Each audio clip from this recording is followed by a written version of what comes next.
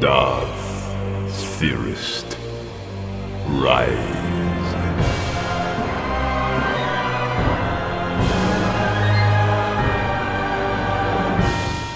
What if Anakin Skywalker led the Rebel Alliance? Let's explore the depths of it in the video. Obi-Wan stares at Anakin's broken body as he desperately tries to crawl up to him. The Jedi has lost most of his limbs and makes a feeble effort to approach. However, it is useless, and though he doesn't notice it, the lava river is slowly creeping up to him, waiting to consume Anakin in fire. Obi-Wan should leave now. He senses figures approaching, and there is nothing left for him here. Anakin is a lost cause. That is what he tells himself. He betrayed the Jedi Order, and it led to thousands of deaths. Even as he says it, he can feel the darkness within him. It is like an armor surrounding his heart and leaving him almost fully encased within it. Almost. Despite everything, he still senses something within Anakin beyond the shell, beyond the evil he has witnessed. Something good, something honorable, and resembling the man he once knew. He sees it only for a moment, and it gives Obi-Wan pause. He wants to turn back and leave him, telling himself that he deserves it. However, he cannot bring himself to do that, even as he hears the fire crackling. Before he realizes it, the Jedi Master is heading back down to the lava river and hooking Anakin's arm over his shoulder and dragging him to safety. His fallen apprentice curses him the whole way, but soon passes out once they reach the ship. When they reach the medical center, Obi-Wan has both Anakin and Padme treated by the medical droids. Anakin long loses consciousness and remains that way as the droids report the extent of his injuries. His limbs will need to be replaced, but his burns are not nearly as bad as they could have been if Obi-Wan left him there. It is a small victory, but the least of his concerns. He checks up on Padme as she is in the middle of the birthing process. It is long and drawn out, requiring Obi-Wan to offer his help in healing her and keeping her vitals steady. However, what truly helps is the knowledge that Anakin is alive and that Obi-Wan saved him. This gives the senator the strength to carry on until they hear the wailing from a pair of infants. Obi-Wan soon has them in his arms, as Padme is given a chance to recover and regain her strength. Despite the exhaustion, she manages a smile as she takes them in her arms. For a moment, everything seems right in the galaxy, as they can forget about the chaos happening all around them. Obi-Wan allows it to linger for a moment longer, but then clears his throat and looks at her. Padme, you know that we cannot remain here for long. I know. Once Anakin wakes up, we can... No. You need to leave ahead of them. He should not see you in your condition. And go into hiding. What? But you sensed good in him. You told me as much. I said I sensed a shred of good in him, layered under that shell of darkness he keeps around himself. That is not enough for me to let my guard down. It certainly isn't enough for me to trust him around you. That is not for you to decide. Then tell me, after everything he's done with you, do you think he can still be trusted now, with your children? So that's it then. After all of this, we just become strangers. No. I will keep an eye on him and see how he comes out after this. There are some people who become worse after something like this. I need to make sure that he isn't one of those. Padme purses her lips and looks over at him. She then glances at her children, both of whom are just resting in her arms. Then she slowly relaxes and takes a deep breath. Obi-Wan places a hand on her shoulder as he calls for a ship to take Padme off-world so she can hide somewhere. For what it is worth, I don't want to imagine Anakin turning evil like this. I do think there is hope for him. When Anakin wakes up days later, he finds himself in a half-empty medical station. His room is deserted save for a single medical droid and the steady droning of the mechanics around him. He glances down at his arms and sees that both of them are fully metallic, and when he lifts the blanket, he sees the same is true for his legs. He tries to stand up, but the movement feels awkward and clumsy. As soon as he plants his feet on the ground and begins to stand up, he wobbles unsteadily. You won't be able to do much with those legs, young one. The Jedi steps out of the corner, glaring at his student and looking relaxed, but one hand hovers close to his lightsaber at all times. Anakin's eyes harden at the sight of his master. What are you doing here? Now, that isn't the way to greet the person who just saved your life. I didn't ask you to do that. Not the first time you didn't ask me to save your life. Where is Padme? Where are my children? She's safe, as are your children. Rest assured they survived the birthing process, Anakin. I brought them somewhere safe, but I won't let you see them. Not unless I'm sure you are not a threat to them. That is not for you to decide. And it's yours? After you nearly killed them in your anger? After you betrayed the Jedi Order for the promise of power? Anakin moves to rise, but Obi-Wan looks ready to fight him. He gets into a defensive stance, and the Jedi is aware that his chance of taking his former master in such a state won't do him much good. He moves to sit back down, seeing his lightsaber just out of reach. He could pull it with the Force, but it does not flow as naturally through him, and even if he could reach it, what would it accomplish? Slowly, he slumps back into his bed, and Obi-Wan's gaze softens. You won't be able to fight me. Not like this. I won't harm you unless I have to. I still have work to do, but make no mistake, I am going to keep an eye on you, and I know what you'll do. With that, the Jedi Master turns and walks off, leaving Anakin alone with his thoughts. He remains in that bed for several more weeks, even after he recovers and the medical droids tell him he can leave. Sometimes he meditates and tries to use his powers to understand the Force and embrace the dark side. He wanted to use those newfound powers to save Padme, but that was a lie. All this time, he didn't need it. That point becomes very clear to him. So it was all a lie, and one perpetrated by Palpatine. As he lies there, that is the only thing that remains constant. Everything that happened, everything that took place in this war was Palpatine's responsibility. Though he claims to be Anakin's friend, he still deceived him, just as he did the rest of the Republic. How many more lies? How many more was he hiding from that time? He may never know, but he doesn't want to. All he knows is that Palpatine will pay for that. As he makes his way back to the landing pad, Anakin hops into his starship and takes off. He doesn't know where exactly. He just wants to get away from here and consider his next move. News soon filters back to the new Empire, where Palpatine is stunned. Though still exhilarated over his victory against Yoda, he hardly believes what he hears when the scouts report that Anakin never returned. Something is wrong. He places the Imperial officers on high alert about Anakin's disappearance and gives them strict orders to report him if they see him. For a time, there is no sign of him, forcing the Emperor to begin focusing his efforts on consolidating power. The war is over, allowing him to extend his will over the Outer Rim. While he manages to intimidate or cajole most words into following him, others are not so easily fooled, and resentment simmers, especially when he appoints heavy-handed and corrupt officials in these positions. For all of his talk of undoing the chaos and misrule caused by the Republic, he seems to be making the same mistakes as them. And then, as many of these officials are starting to get settled, Anakin at last emerges from the chaos and begins to strike against the Empire. He moves against Imperial worlds. Reports of a surviving Jedi attacking their forces begin to surface.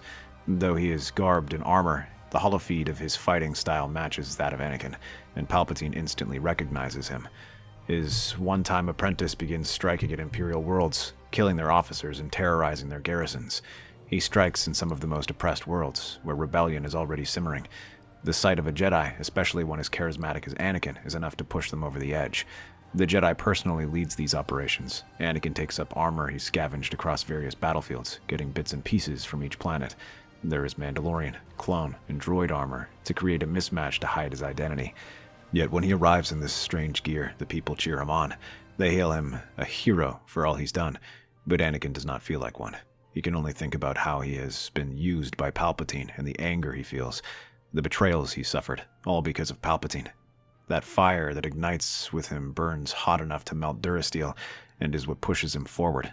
Soon, the peace and security that Palpatine has touted are challenged.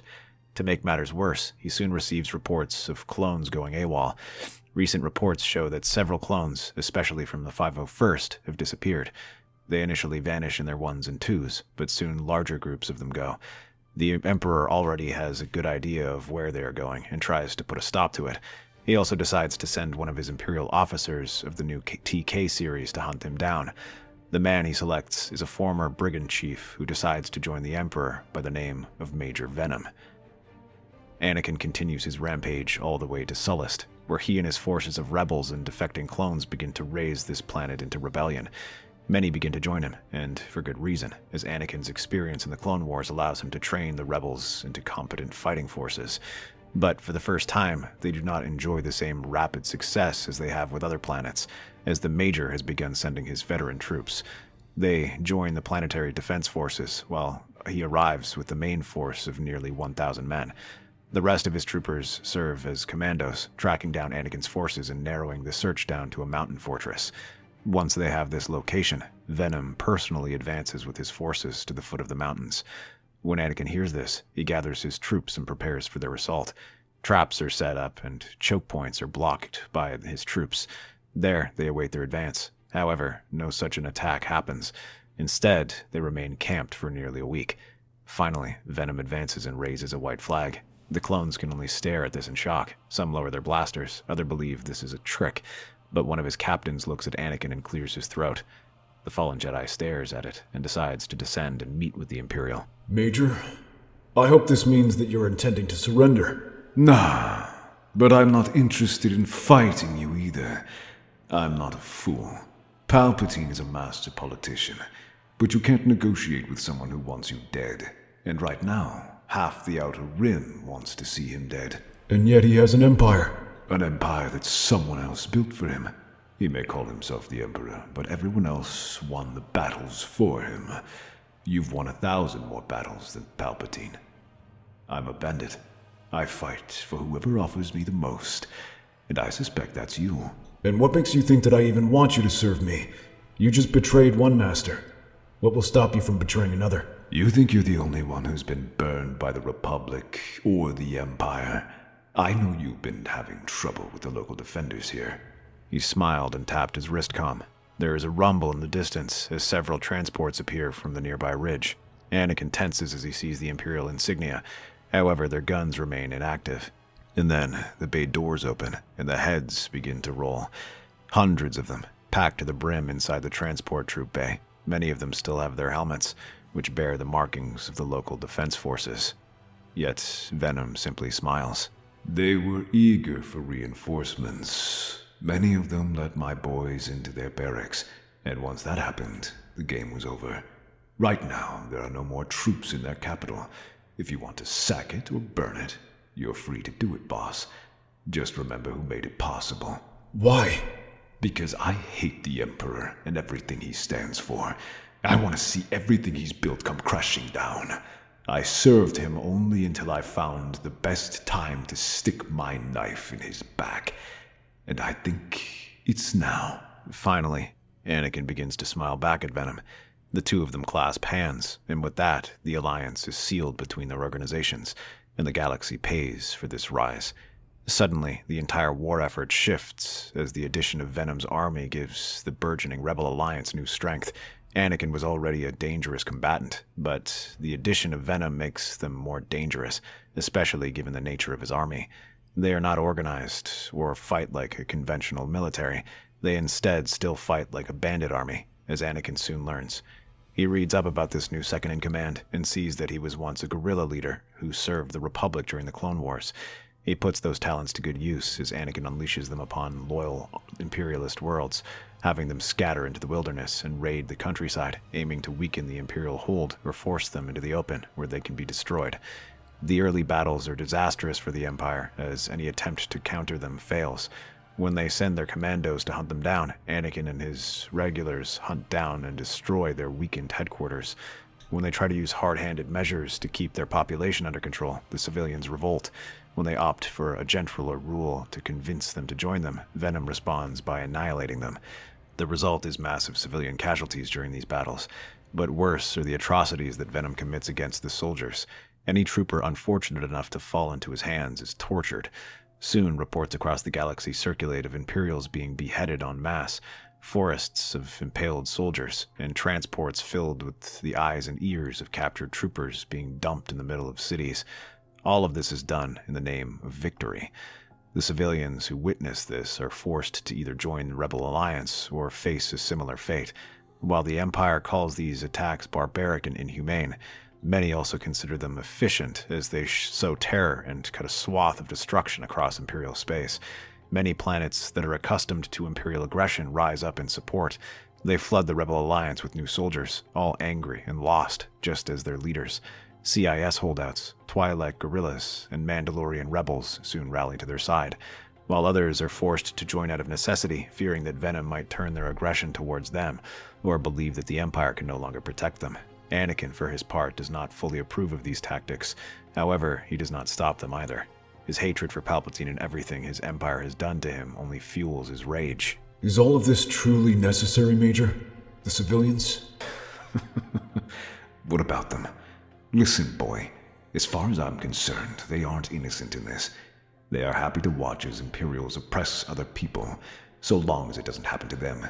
I'd say they're just getting what's coming to them. Still, they didn't ask to be occupied. The way I see it, the people on top only exist to take advantage of the guys like us at the bottom. And why the hell won't they? Everyone else seems to have no problem with it. These civilians here, they aren't lifting a finger to stop it. Then let them run to their stormtrooper pals. Let's see what good it does them. Come on, you know what things are like. We start feeling bad for every person we kill, then we aren't ever gonna get anything done. From the back of his mind, Anakin knows these are things that Obi-Wan would never approve of, and yet he does not think of that. As far as he is concerned, his former master is a traitor who abandoned him. He has no concern for what he might think now. When they take over the galaxy, he can find him and his children.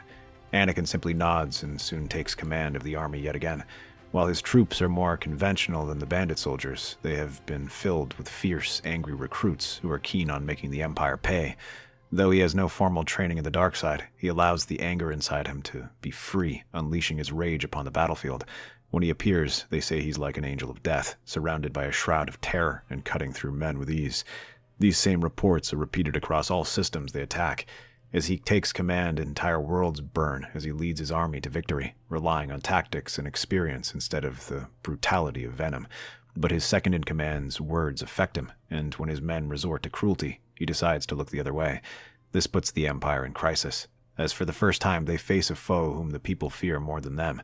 Although they have billed themselves as bringers of order and security, the truth is that they built their rule over fear, and that is no longer something they can rely on. To combat this, Tarkin proposes a new method to rein the people in. His so-called Tarkin Doctrine. He proposes using overwhelming force to frighten worlds into submission and force them to accept Imperial rule. He suggests testing this method out in one sector of space that is currently attacked by Venom and Anakin. They find a mid-rim system that is the victim of their latest advance. However, they find some opposition as the governor, an unusually honest and respected man, urges them to reconsider. He promises he can contain this rebellion if given the time and resources to see it done. Tarkin sees this only as excuses and will not have his new strategy challenged. The skies above this world soon burn crimson. Star destroyers hover in low orbit, their shadows sweeping over forests and cities alike. The order is given. Within moments, green lances of turbo-laser fire rain down from orbit, shaking the crust of the planet itself. Rather than face them in battle, Tarkin's plan is to simply bomb them into oblivion. Below, Anakin's forces scramble for cover as the bombardment turns entire districts to molten glass. Shockwaves ripple through the mountains where his command center lies. Get everyone underground. Dust and plasma rain fill the air. The once thriving settlements below are nothing but ash. Civilians and soldiers alike flee to the bunker and caves. When the last transport vanishes into the caverns, he turns toward Venom, who stands watching the inferno with unnerving stillness. You seem awfully cheerful for a man who just saw a forward base wiped out into nothingness. Not just our forward base. Over a dozen other camps. Seems like they're hitting anywhere they can see us. And I hope if you're so pleased you have a way to counter. I do. We can't meet them in numbers, but we can make things hurt worse. 1,000 deaths. That's a statistic, boss. One death, though. That's a tragedy. If Tarkin wants fear, then let's show him what terror truly looks like. Without waiting for permission, Venom rallies his troops and marches toward the capital city, while the Star Destroyer turbo lasers are recharging. Tarkin had ordered the governor to finish off the survivors, but he refused, prioritizing saving civilians from the ruins, as many non-combatants were caught in the crossfire. This leaves the capital with a reduced garrison, and no one expects an attack after such an bombardment. When Venom and a few hundred of his men appear, the soldiers rush to protect the governor's estate, believing the rebels aim to assassinate him. Kill everyone. Leave the governor's estate untouched. His troops fan out, methodical and merciless. Every home, every street, every voice is silenced beneath their advance. The city becomes a graveyard, its smoke rising like a black banner. When at last the firing ceases, the governor emerges, trembling from his untouched manor to find the capital drenched in blood. The people he swore to protect are dead, but not gone. Venom has all their heads hanging from the roofs along the gates, a testament to the Empire's failure. The next morning, propaganda floods the sector, branding him a coward who hid while his citizens died. Within days, he is replaced by a fanatical general who vows to crush the rebels with everything he has, just as Venom predicted. When he marches out, he faces off against Anakin, who unleashes his full rage, not just at the Empire, but at what Venom did. The Imperials outnumber his force 3-1 and bring walkers and speeders, but this time Anakin unleashes the full power of the Force upon them. He throws powerful shockwaves that cause landslides and boulders to fall upon the panicking soldiers and leaving the walkers off balance. While they are struggling, his heavy artillery crews target the walkers, leaving the stormtroopers without support. They are easy prey to Anakin, whose lightsaber cuts through their disorganized ranks. By the time the smoke clears, Venom is clapping as he and his men return. Was this your plan all along? It was. You murdered everyone. The Empire was already gonna do that. I just put them to better use. Now we'll see who the people fear more. In the coming days, they slowly creep out in small enough numbers that Tarkin does not use orbital bombardment, slowly recapturing their positions. But as they capture their forward base, a ship descends through the smoke. A familiar presence reaches out through the Force, steady, weary, furious. What have you done? Word spreads fast. What did I say, boss? Oh, yes, they have heard. The entire galaxy is now terrified of you. They curse your name and that of the rebellion. And you, Anakin, you let this lunatic do this. It wasn't supposed to be like this. Wasn't it? You knew what this man was, and yet you welcomed him into your service. You think you can save anyone by becoming the thing you swore to destroy? Funny. The Jedi didn't seem to mind fear when it was the Clone Wars. When you and Palp were playing God, what did you think we regular folk were doing? Being pawns. Having our worlds torn upside down because of what? Who controls the Force? The Jedi fought for the people, and The Jedi fought for themselves. They forgot about the people and became the Republic's lapdogs. It was why they were blind. It's why they died alone. silence. Now you're the one terrorizing the people. Those people want to have it both ways. They want to live under the thumb of the Empire and act like there's no cost to pay. So yeah, you're damn right I'm the one terrorizing people. Enough! If you don't want any of this, you shouldn't have led the rebellion. You shouldn't have abandoned me. I didn't abandon you, Anakin. I chose to save you. And then you left me behind. You took my wife and my children from me. It broke my heart to separate you from them. But you had to find your own path. I saw the light in you. But you had to rediscover it yourself. But this is how you intend to find it? By drowning the galaxy in fire. For a moment, the wind is the only sound, carrying the ash and the echo of the dead. Anakin looks down, fists trembling, torn between rage and guilt. And above them, the Imperial fleet still hangs in the heavens, silent and watching, waiting to see how far the fallen Jedi will go. He dismisses them both and remains where he is all night, thinking about what they've said. Soon, the only sound he can hear is the pounding of his heart. For the first time, he truly thinks of things he's allowed, the things Venom has done, and then he allows himself to see the faces of those he's put in harm's way, the innocents he's permitted to die for the sake of victory. And this time, there is no one to blame but himself. When he opens his eyes, he's surprised to find tears flowing down. We burn the next city before they regroup. The more they fear us, the faster they kneel. Simple math. You've made enough examples. Now it's time we reel in something bigger. Let's see how tough this new governor is when he's our prisoner. So, no burning, no looting. I just walk in and snatch the good old governor out from under a few thousand troops. No. I'll lead the strike team. They'll be watching you, as the Empire's most wanted. Attack their outer defenses. Make them to believe it's another massacre. You always did like the dramatic play, boss. Fine. I'll give them a show they won't forget. How about that? No blood this time, Master. We'll see. Soon they reach the camp's perimeter, which hums with searchlights and sensor towers. Anakin crouches with a small team of clones, veterans, and Obi-Wan. As expected, Venom attacks, with his brigands, blaster fire through the night and blades coming down. The sound of the battle there is especially bloody as they clash along the lower slopes. You trust Venom to hold back. No, but he'll keep their focus off us. You're using him. I am. You were right. We can't win and bring peace with people like him. Lucky for us, the Empire realizes that too. I'm not sure if I'm impressed or horrified. They slip through the defenses, cutting through the guards and disabling comm arrays until they reach the governor's command tent. Inside, the man cowers behind two guards. The stormtroopers raise their blasters, but Obi-Wan pulls them aside and knocks them both out. A flick of his wrist sends the guards crashing into the walls. Anakin binds the governor's hands and drags him towards the landing pad towards his personal shuttle. With him in custody, Anakin uses a Jedi mind trick to have him send a report to Tarkin, telling him he's barely escaped. Tarkin confirms, and his ships begin to get into firing position. Without the governor, they have no reason not to begin their bombardment. They are given clearance to land and move closer, allowing Anakin and Obi-Wan to land undetected.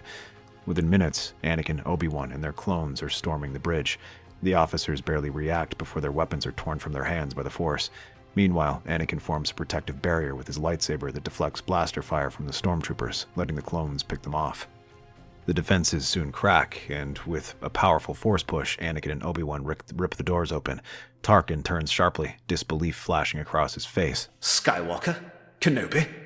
Impossible. You made a mistake bombing that world. You forgot who you were trying to terrify. Tarkin reaches for an electrostaff, but as he rushes forward, Anakin parries the strike with ease and kicks him in the stomach. Tarkin doubles over as Obi-Wan attacks him. The two rain down attacks on the governor. Though he is trained in combat, he still has little chance against the two. The only reason he lasts so long is that neither seems intent on killing him. Finally, Anakin knocks the staff from his hands, and Obi-Wan uses the Force to compel the crew to turn the ship's guns on their own fleet. Chaos erupts across the comms. You'll doom us all. Only you. He keeps his lightsaber leveled on him, just as he clamps binders on his wrists, forcing him to watch the fall of his fleet. Within minutes, the orbiting fleet begins to tear itself apart. Some ships return fire, others simply retreat, and many, including the Judicator, fall apart as the planet's gravity pulls them in. Anakin and Obi-Wan slip away with the shuttle as the Judicator burns behind them, spiraling toward the planet below. They land in the site of the bombardment. The once proud bandit army lies scattered across the blackened field. Bodies are strewn between wrecks of tanks and transports. Anakin and Obi-Wan land near the ruins, stepping over scorched ground until they find Venom, half buried in rubble, blood pooling beneath him. He grins weakly as Anakin kneels beside him. Tell me, boss, was I the bait? Yes. Good one, boss. His head falls back. The light leaves his eyes, but the smirk stays. Obi-Wan lowers his gaze, the wind carrying ash between them. He looks up at the sky, where the shattered remains of Tarkin's fleet burns like falling stars.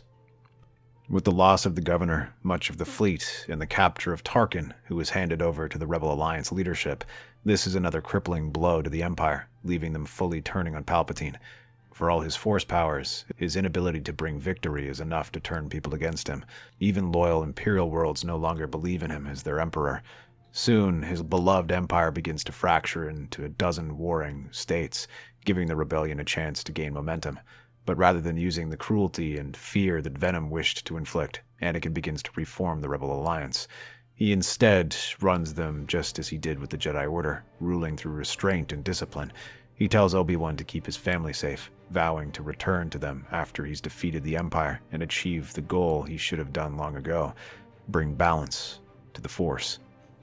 That's our theory. The Star Wars universe is a galaxy filled with exciting stories and possibilities, and we love exploring them. If you want to accompany us on this journey to a galaxy far, far away, then please like, share, and subscribe to our channel.